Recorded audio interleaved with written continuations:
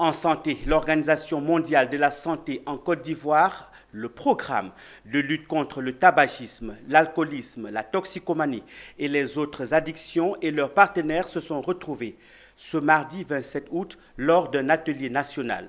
Il était question pour les experts de valider l'enquête mondiale sur le tabagisme chez les jeunes en milieu scolaire en Côte d'Ivoire. Le reportage de Djekou de Silva et Salomon Drin est commenté par Zénab Dosso. Le tabagisme est une intoxication chronique ou aiguë qui est due à une consommation régulière ou occasionnelle, passive ou secondaire. Il a des conséquences négatives surtout au niveau de la jeunesse.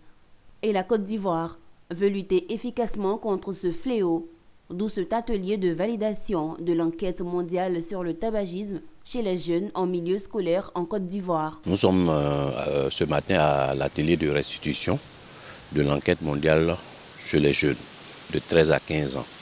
On appelle le GITS, Global Young Tobacco Survey.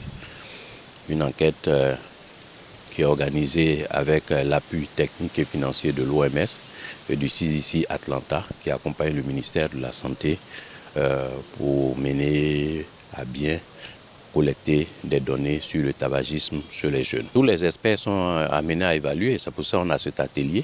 Il faut que les participants réagissent sur cette restitution, apportent leur contribution et à la fin de tout cela, nous allons faire le document final et que nous allons rédiger la préface qui sera signée par le ministre de la Santé, de l'Hygiène publique et de la couverture maladie universelle. La dernière enquête date de 2009, donc il était urgent d'avoir cette enquête pour mieux orienter les stratégies qui sont en train d'être mises en œuvre par le pays.